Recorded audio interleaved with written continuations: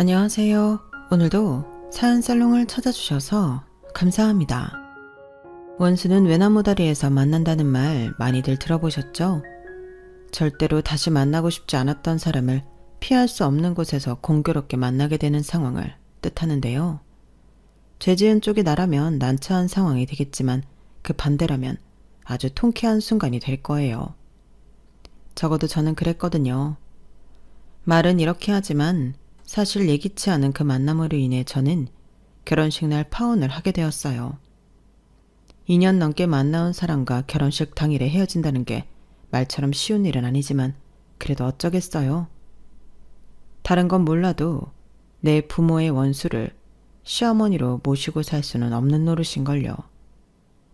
게다가 결혼을 준비하면서 예랑에 대해 믿음이 깨져버린 터라 파혼 결정이 생각보다 쉬웠는지도 모르겠네요. 저희 부모님은 요식업으로 자수성가하신 분들이세요. 하지만 제가 태어나기 전에는 두 분이 의상실을 하셨다고 하더라고요. 미국에 사는 이모 말로는 의상실이 꽤 잘 됐었다나 봐요. 단골 손님 중에는 기업 사장님 부인들도 많았고 당시에 활동하는 연예인들도 꽤 있었대요. 그래서 의상실 한쪽 벽에는 단골 연예인들 사인을 붙여놓았는데 손님들 중에 간혹 사인을 훔쳐가는 사람들이 있어서 이모가 그걸 감시하기도 했다더라고요. 부모님이 이대 입구에서 조그맣게 시작한 의상실은 입소문을 타고 손님이 모여들었고 그 덕에 명동으로 확장 이전을 하게 되었는데 그때부터는 일손이 많이 필요해서 직원도 여러 명 고용하게 되었다고 했어요. 당시 복장학원에 다니던 이모도 의상실에 나와 일손을 돕고 있었죠. 아직은 수습 직원이라 허드렛 일을 주로 하곤 했는데 엄마 말로는 그마저도 잘 못해서 결국엔 수습 직원을 하나 더 고용해야 했다고 하더군요. 그렇게 저희 부모님 의상실에 들어오게 된 직원은 이모랑 같은 중학교를 나온 동창이었는데 이름부터가 요상한 사람이었어요. 걔 이름이 소피아였어. 진짜 이름은 아니고 걔가 하도 소피아 로렌을 좋아해서 그렇게 부르기 시작했다더라고. 그런데 걔 본명이 뭔지 아니? 방귀자야, 방귀자. 그런 이름이 어디 가서 이름 대기도 창피했겠지. 그래서 9년이 방귀자라고 부르면 죽어도 대답을 안 하고 그랬다니까. 소피아 이렇게 불러야 그때서야 새침하게 왜? 이러고 대답했다니까. 아주 웃기는 애였지. 이모는 눈가에 맺힌 눈물을 닦아내면서 한참을 웃었어요. 하지만 이내 정색을 하고는 그러셨죠. 요 싸가지 없는 년 내 손에 잡히기만 해봐. 내가 아주 아작을 내버릴 테니까. 감히 은혜를 원수로 갚아? 친년이 어디 두 다리 뻗고 잘 살 수 있나 보자고. 방금 전까지만 해도 좋다고 깔깔대던 이모가 이렇게 180도 다른 반응을 하는 건 그 소피아라는 사람 때문에 저희 가정이 산산조각 날 위기에 처했었기 때문이에요. 원래 제 위로는 저보다 12살이 많은 오빠가 있었는데 그 소피아라는 사람 때문에 세상을 떠나게 되었거든요. 그년이 그 돈만 훔쳐서 도망가지 않았다면 우리 종민이가 그렇게 되진 않았을 거야. 아주 찢어 죽이고 말려 죽여도 시원찮을 년이야. 이제서야 말이지만 내가 그년을 네 엄마한테 소개한 채로 지금도 종민이 얘기만 나오면 죄인처럼 고개를 숙이게 되잖니. 그런 도둑년인 줄 알았다면 절대 네 엄마 가게에 소개 안 했을 텐데 말이야. 저희 이모와 달리 눈치도 빠르고 일머리도 있었던 소피아는 금세 저희 엄마의 총애를 받았고 입사한 지 얼마 되지 않아서부터 고객 관리는 물론 은행 업무까지 도맡아 하게 되었대요. 이모 말로는 저희 엄마가 동생인 자신보다도 더 소피아를 챙겼다고 했으니 어느 정도로 믿고 지냈는지 알만했죠. 하지만 늘 내 발등을 찍는 건 믿는 도끼라고 하잖아요. 그렇게 친동생보다 더 아꼈던 소피아는 저희 부모님 눈을 피해 고객들한테 받은 돈을 빼돌리곤 장부의 외상으로 기입하는 방식으로 공금 횡령을 해왔고 그게 탄로날 상황에 이르자 거래처에 줘야 할 대금을 빼돌려 통장에 있던 돈과 함께 모두 들고 잠적을 해버렸어요.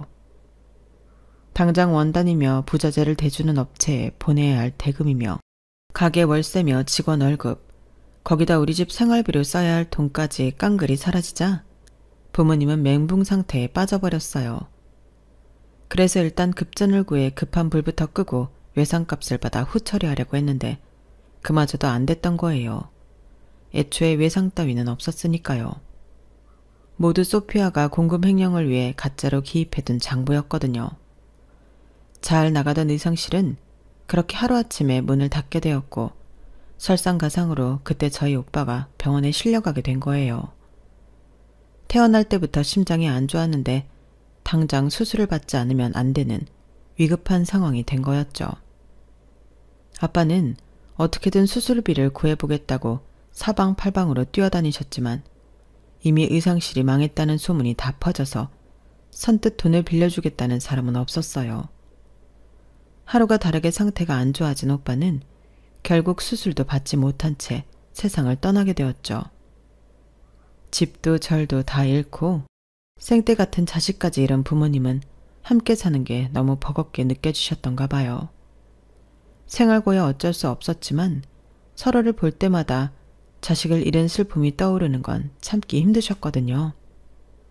그래서 헤어지기로 하고 두 분이 마지막으로 여행을 떠나셨는데 그때 갔던 곳이 강원도 어느 바닷가 마을이었던가 봐요.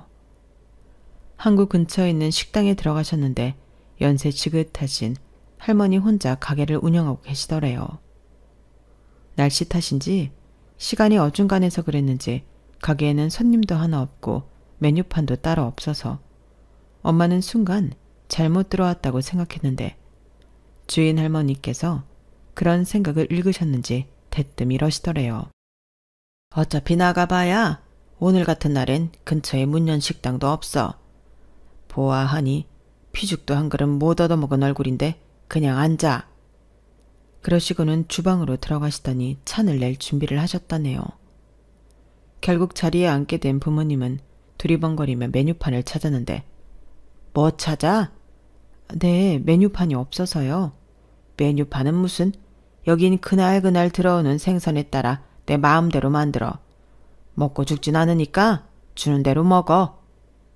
다소 투박한 할머니 말투에 저희 부모님은 꿀먹은 벙어리처럼 입을 꾹 다문 채 앉아 있었대요. 그런데 주방에서 맛있는 냄새가 확 풍기더니 입에 침이 고이기 시작한 거예요. 어린 아들을 그렇게 보낸 이후 제대로 뭘 삼키지도 못했던 부모님은 갑자기 몰아치는 허기에 스스로도 놀랐다더군요. 그리고 잠시 뒤 할머니는 쟁반에 밥과 몇 가지 반찬을 들고 나오셨는데 하나같이 먹음직스러워 보이는 게 밑반찬만으로도 밥 한 공기는 비울 수 있을 것 같더래요. 그런데 잠시 뒤 할머니께서 찌그러진 냄비채로 들고 나오신 가자미 조림을 맛보고는 다시 한번 놀라고 말았어요. 강원도라 그런가 감자를 바닥에 깔고 조린 가자미는 값비싼 생선보다 훨씬 맛이 있었거든요. 식욕을 잃었던 부모님은 그날 밥을 2공기나 드셨고 그렇게 싹싹 비운 밥그릇과 반찬그릇, 조림 냄비를 보고는 웃음이 나더래요. 자식을 앞서 보내고 전재산도 다 잃은 처지라서 이제는 살아갈 의미마저 꺾인 상태였는데 그깟 가자미 조림이 뭐라고 속으로 이제 좀 살겠다는 생각을 했기 때문이었죠. 그때 가게 한켠에 놓인 난로에서 연신 하얀 김을 뿜어대던 주전자를 들고 오신 주인 할머니는 컵에 따뜻한 보리차를 따라주시며 그러셨대요. 배가 차니까 이제 좀 살겠지? 젊은 사람들이 우거지상을 해가지고는 이 늙은이보다 더 세상 살기 싫은 표정을 하면 어떡해. 무슨 일이 있었는지는 내 모르지만 그래도 배를 채우고 나면 다 잊혀지는 게 세상 일이야. 힘들수록 배는 골리면 안 돼. 허튼 생각을 하게 되니까. 주인 할머니께서 저희 부모님 사정을 알고 하신 말씀은 아니셨겠지만 부모님은 그 말에 큰 위로를 받으셨고 다시 해보자는 생각을 하셨대요. 할머니 말씀대로 두 분은 아직 젊고 사지육신이 멀쩡한데 두려울 게 뭐 있겠냐 싶으셨던 거죠. 그날의 인연으로 저희 부모님은 그 바닷가 마을에 터를 잡고 살게 되셨어요. 주인 할머니 댁 문간방을 얻어 살게 됐거든요. 알고 보니 할머니 식당은 주변 맛집으로 유명했던가 봐요. 그날은 날씨 때문에 고깃배가 뜨지 못하는 날이라서 손님이 없었던 거지. 평소에는 밥 시간대면 앉을 자리도 없을 정도로 붐비는 식당이었거든요. 서울이나 각지에서 찾아오는 단골 손님도 상당했어요. 그 바람에 주인 할머니 혼자 가게를 꾸려 나가시는 게 힘드셔서 단골들은 밥이며 반찬을 스스로 퍼다먹곤 했다더군요. 딱히 갈 곳도 없고 할 것도 없던 부모님은 할머니 권유로 가게 일을 돕게 되었는데 그때 엄마는 주인 할머니한테 생선조림 비법을 전수받을 수 있었어요. 아빠는 근처 어시장에서 생선 배달 일을 하게 되었고요. 그렇게 5년 가까이 할머니의 가게 일을 돕던 부모님은 연로하신 할머니를 대신해 가게를 꾸려 나가게 되었어요. 남편도 자식도 바다에서 잃었던 할머니는 저희 부모님을 자식 삼아 살게 되셨고 세상 어느 곳에도 비빌 곳 없던 저희 부모님은 팔자에 없던 엄마를 얻게 된 거였죠. 남편이랑 자식을 묻은 이 바다를 떠나려고 얼마나 발버둥 쳤나 몰라. 나도 따라가려고 바다에 뛰어든 것도 한두 번이 아니고. 그런데 사람 목숨이 질기긴 하더라고. 번번이 살아나 70이 넘은 지금까지 멀쩡히 살아있으니 말이야. 살다 보면 사라지는 게 인생이야. 떠나보낸 자식만 가슴에 끼고 살지 말고 둘 다 아직 젊으니 자식 낳아서 새로 정주고 살아. 그렇게 서로 의지하고 살아가던 저희 부모님과 할머니의 인연을 할머니가 돌아가실 때까지도 이어졌어요. 그리고 할머니 말씀 덕분이었을까요? 그 집에 살면서 저도 태어나게 됐으니 말이에요. 3.2kg가 넘는 우량아였어요. 할머니께선 어디 한 군데 모난 곳 없이 둥글둥글하고 부글부글한 저를 보시고는 그러셨대요. 이놈이 복덩이네. 얼굴에 복이 덕지덕지 붙어있잖아. 복덩이네. 복덩이야. 할머니 말씀 덕분이었을까요? 제가 태어나고부터 저희 집은 나날이 번창하기 시작했어요. 모 TV 프로에서 저희 가게가 있던 항구에 촬영을 온 적이 있었는데 그때 할머니 가게에 당시 유명했던 연예인이 찾아왔었는데 그걸 시작으로 전국 각지에서 손님이 찾아오기 시작했거든요.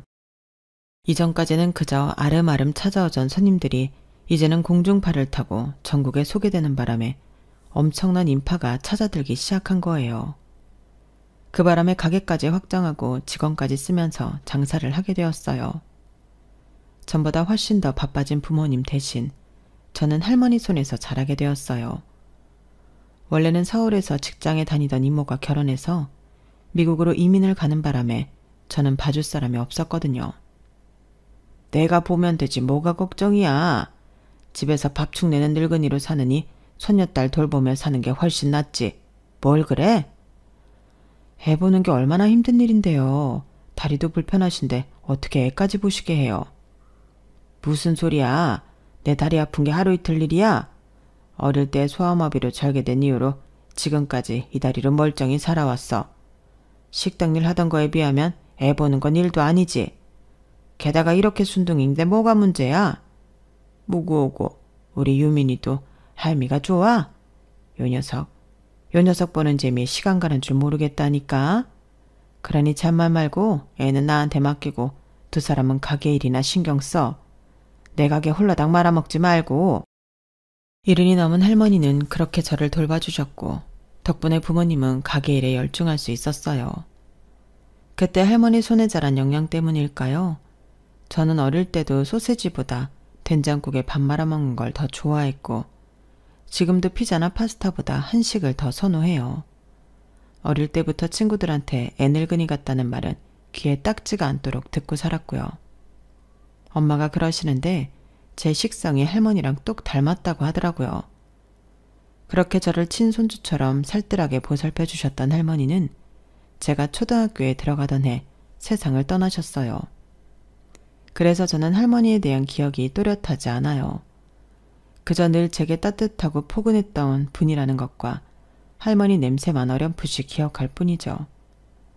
할머니의 작은 식당에서 시작한 부모님 식당은 이후 유동 인구수가 많은 곳으로 이전을 하셨어요.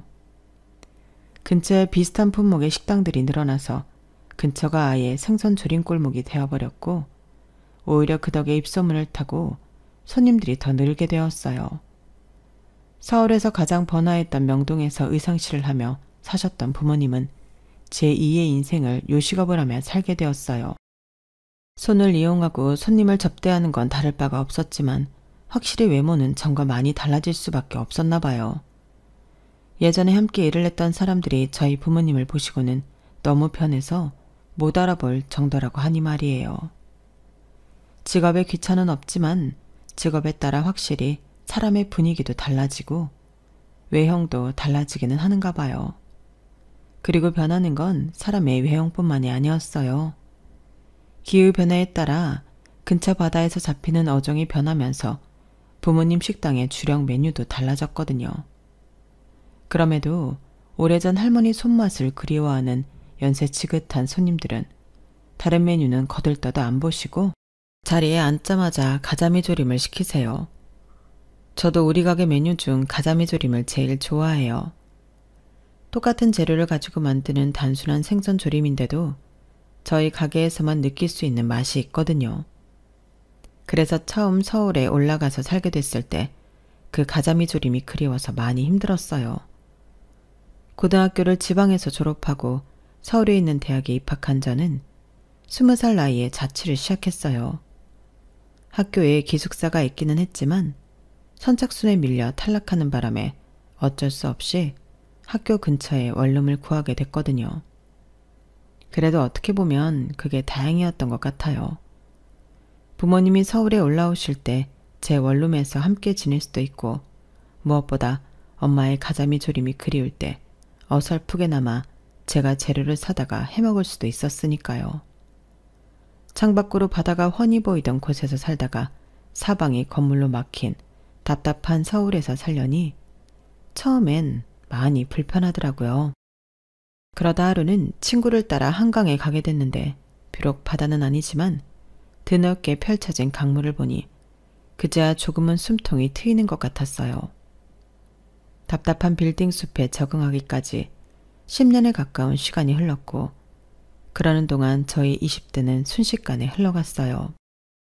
지나고 보면 간단히 숫자로 표시할 수 있는 시간이지만 그 시간을 살아내는 데는 어려움도 많았고 그만큼 성취감을 느낄 수 있는 일도 많았어요. 비록 부모님 도움으로 학비를 내고 원룸 월세도 감당하고 살았지만 저도 나름대로 아르바이트를 하며 생활비를 벌었어요. 서울에서 혼자 자취를 하면서 느낀 건데 집에서 아무 생각 없이 먹었던 밥 한 끼도 다 돈이라는 거였어요. 부모님 그늘 아래서 행했던 모든 것들이 다 돈이라는 걸 알게 된 거예요. 생수도 돈, 라면을 끓일 때 당연히 넣었던 계란도 돈이고 쓰레기를 버리는 봉지 하나도 돈이었어요. 정말이지 숨 쉬는 것 빼고 다 돈이 들어가는 통에 여름에 아이스크림 하나 사 먹는 것도 손이 떨릴 지경이었어요. 부모님과 함께 살 때는 느끼지 못했던 고마움을 서울에서 혼자 자취를 하는 동안 뼈저리게 느낄 수 있었어요. 자식은 부모 곁을 떠나봐야 세상 사는 어려움도 알고 부모를 이해하게 된다더니 그 말이 맞더라고요. 그렇게 조금씩 어른이 되어가는 사이 저는 여러 번의 연애와 이별을 경험하게 됐어요. 하지만 단 한 번도 결혼까지 생각했던 상대는 없었어요. 그러다가 이 사람이다 라고 생각하는 남자가 생겼어요. 그 상대는 저와 일적으로 만난 재미교포였는데 프로젝트가 끝나고 우연히 사적인 자리에서 만나게 되면서 관계가 급진전되었어요. 함께 일을 할 때만 해도 미국에서 살고 있었는데 한국 지사로 오게 되면서 한국살이를 시작하게 되었어요.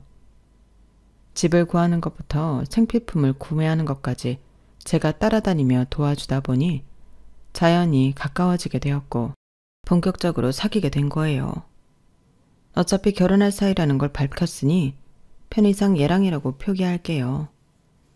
얘랑은 한국에서 태어났지만 4살 때 부모님을 따라 미국으로 이민을 가게 되었다고 했어요.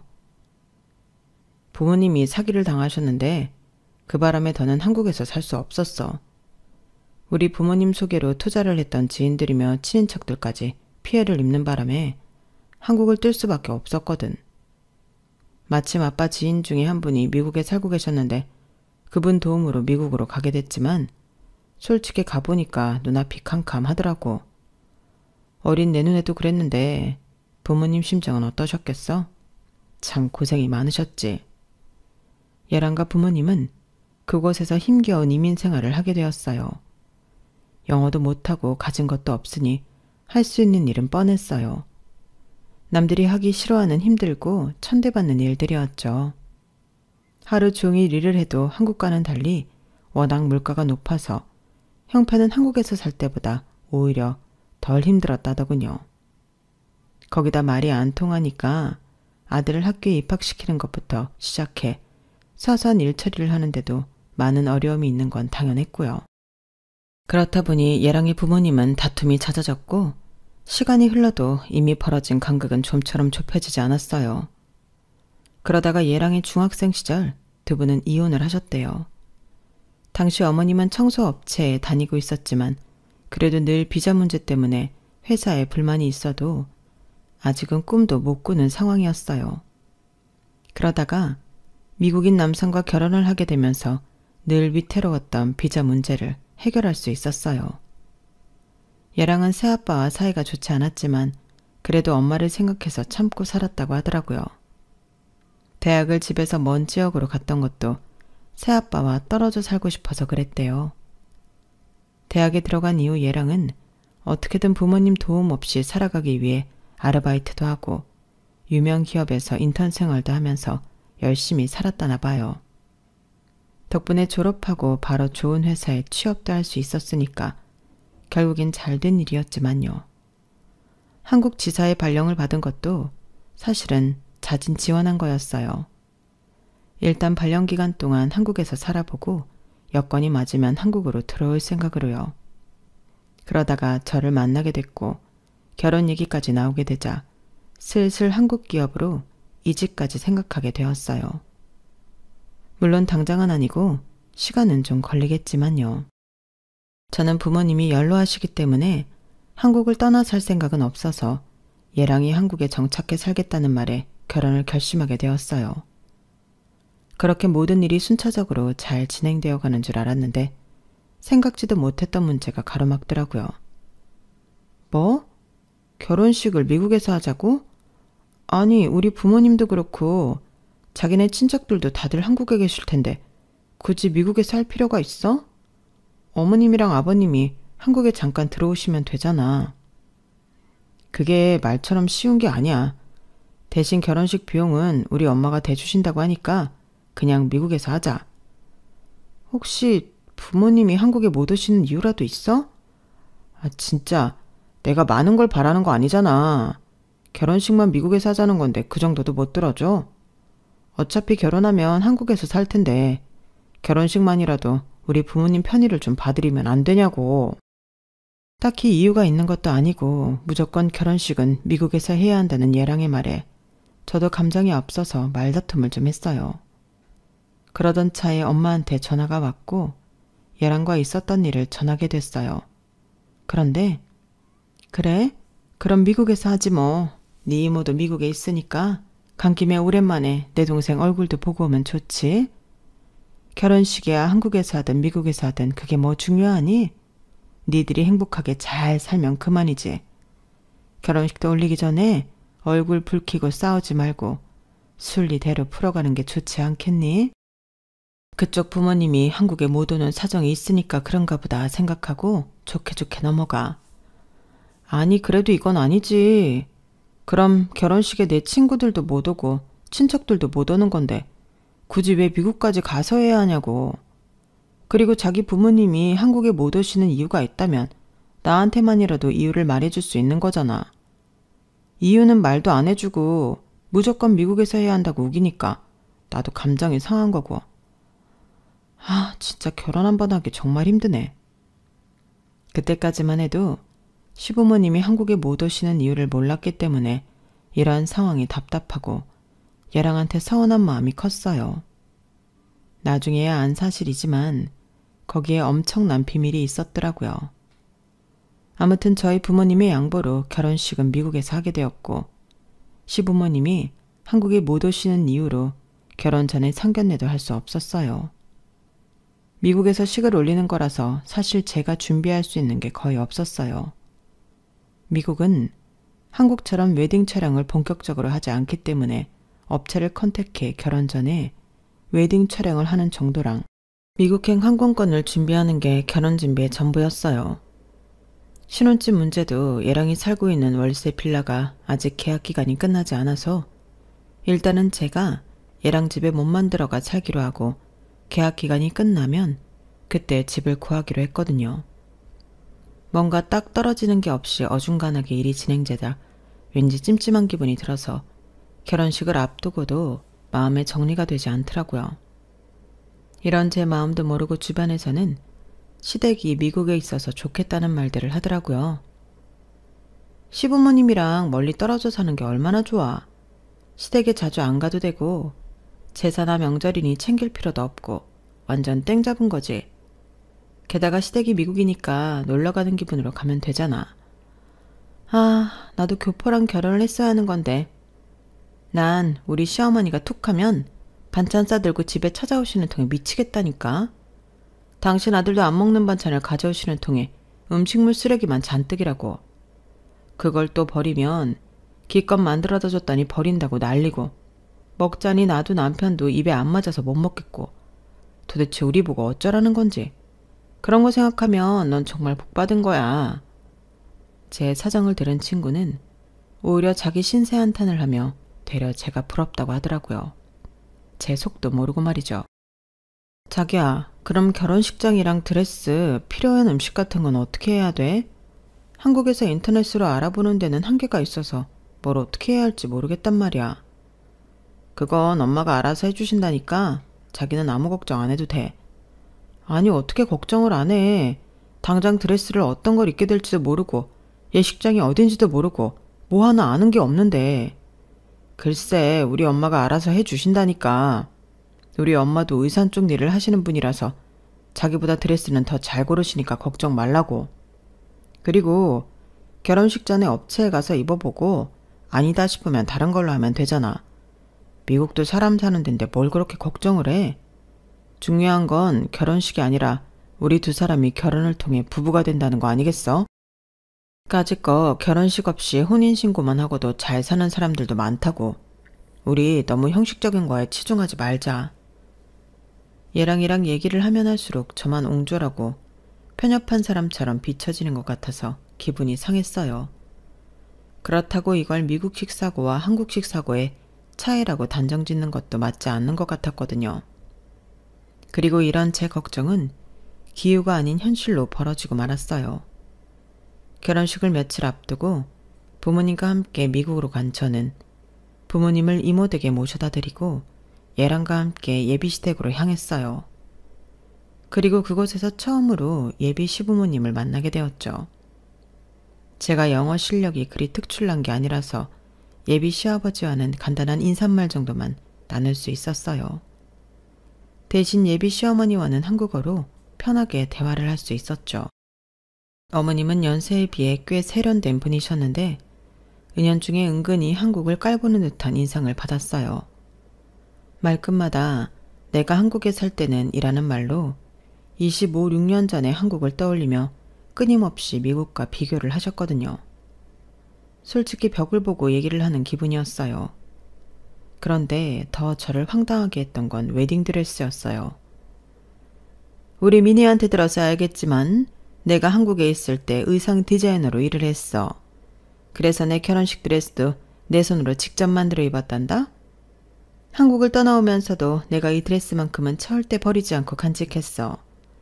내 며느리가 될 아이한테 내 손으로 입혀주려고.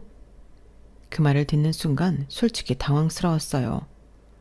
물론 외국에서는 시어머니가 자신의 웨딩드레스를 며느리한테 물려주는 경우가 있다는 건 알고 있었지만 제가 그렇게 입게 될 줄은 몰랐거든요. 그런데 얘랑의 표정이 더 가관이더라고요. 마치 이런 상황이 너무 감동스럽다는 듯이 흐뭇하게 자기 엄마를 바라보고 있는 거예요. 이런 상황에 제가 그 드레스를 안 입겠다고 할 수 없는 분위기였어요. 그래서 울며 겨자 먹기로 드레스를 입었는데 세상에 저하고는 너무 안 어울리는 거예요. 차이나 카레에 어깨에 심하게 셔링이 잡혀서 마치 핸드볼 공만한 풍선 2개를 어깨에 얹어놓은 것 같은 데다 원단 부분 탈색이 돼서 개가 오줌을 싼 것처럼 얼룩덜룩했거든요. 어머나 세상에 너무 잘 어울린다. 30년도 훨씬 지난 드레스인데도 요즘 나오는 드레스에 비해 하나도 손색이 없는 거 봐. 너도 마음에 들지? 저는 감동스러운 표정으로 무척이나 기뻐하는 어머님한테 찬물을 끼얹을 수는 없어서 애둘러서 제 뜻을 전했어요. 어머님이 입으시면 더 잘 어울리실 것 같아요. 저는 좀 감당하기 힘들지만요. 그건 당연하지. 내가 옷발이 좀 잘 받는 스타일이거든. 그래도 너도 그렇게 나쁘지는 않아. 나만 못해서 그렇지. 내가 이거 입었을 때만 해도 허리가 23인치였거든. 너는 한 25, 26 정도 되니?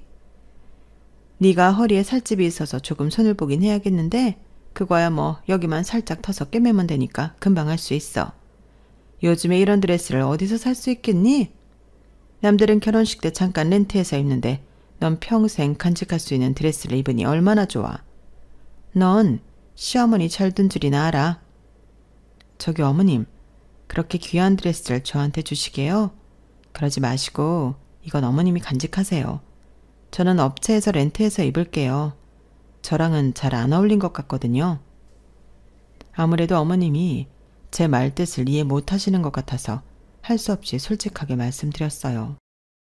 그랬더니 어머님 표정이 싹 달라지는데 순간 그 매서운 눈빛에 움찔하게 되더라고요.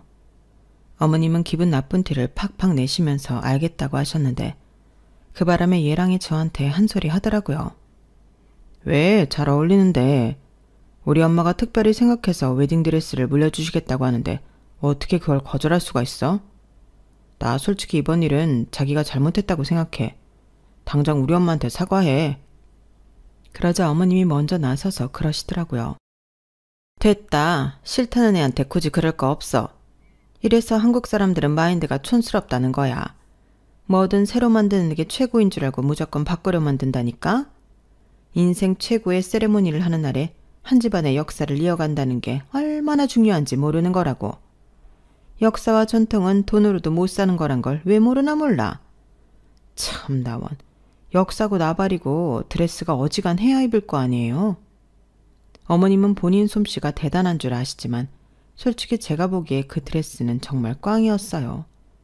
달인날이라면 한 번 입고 끝내요.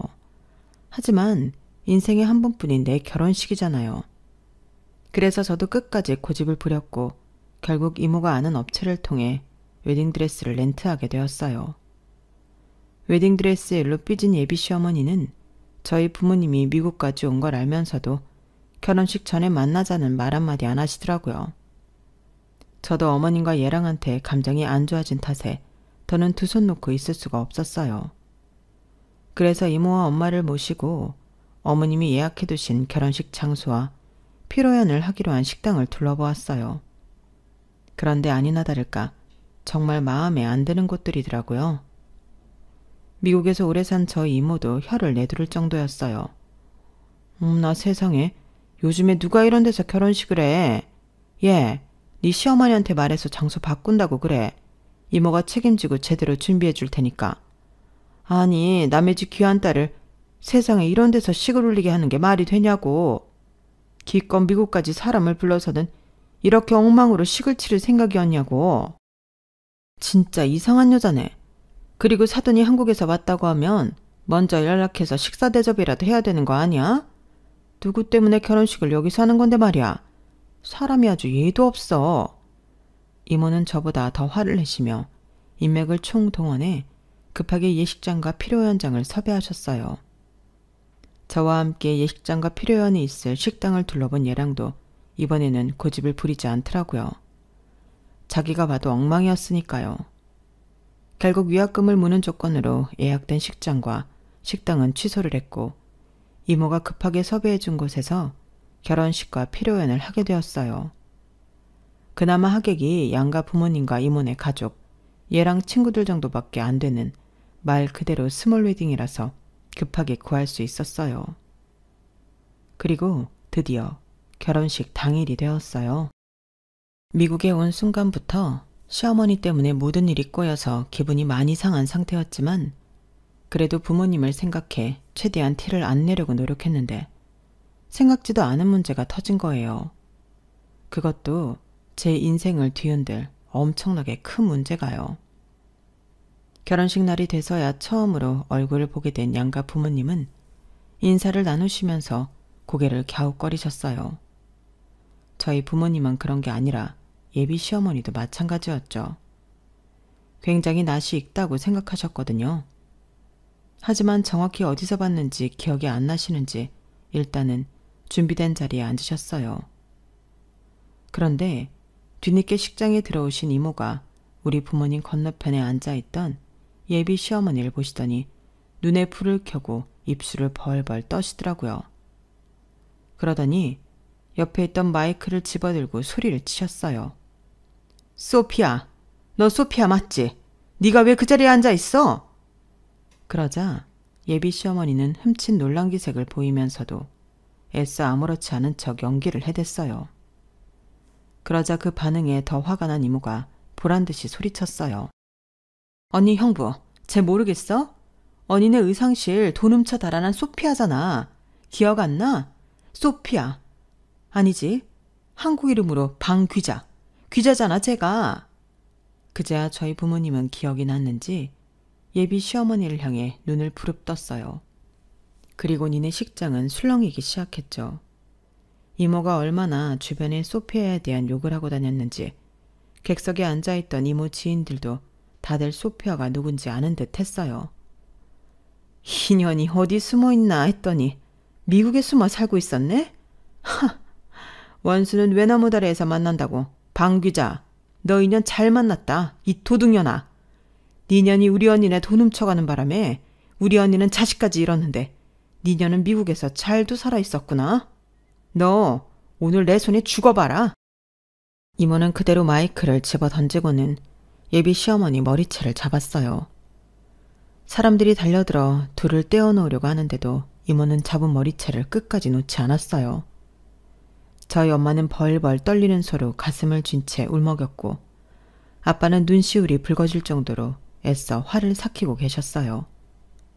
결국 그날 경찰까지 출동하는 바람에 결혼식장은 난장판이 되었고 미국 경찰서에서는 40여 년 전에 한국에서 벌어졌던 일로 시끌벅적해졌어요. 마침 제 결혼식 참석사 왔던 이모 아들이 변호사여서 상황은 생각보다 쉽게 해결될 수 있었어요. 그리고 그제야 왜 예비 시어머니가 미국에서 결혼식을 올리려고 했는지 그 이유도 밝혀졌는데 그것 또한 기가 막히더라고요.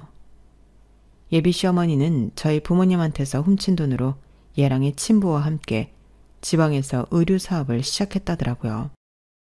한동안 잘 되던 사업 덕분에 돈을 쓸어 담던 예랑의 부모는 돈 욕심에 부동산에 손을 대게 되었는데 나쁜 놈 위에 나쁜 놈이 있다고 되려 사기를 당해서 돈을 홀라당 날리게 된 거예요. 거기서 손을 털고 끝냈으면 될 걸. 지인들과 친인척들한테 자신들이 당한 것과 똑같이 사기를 쳐서 돈을 빼돌렸고 그게 들키게 되자 미국으로 도망친 거였죠.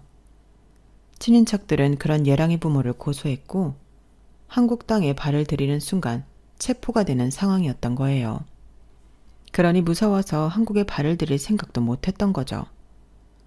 그렇게 자신의 더러운 과거를 숨긴 채 자식 앞에서 마치 피해자인 척 살았던 예비 시어머니는 결혼식장에서 저희 부모님과 맞닥뜨린 순간 과거의 죄가 발목을 잡게 된 거예요.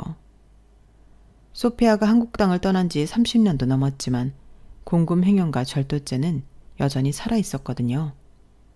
한국 땅을 벗어난 순간 공소시효가 멈추게 되니까요.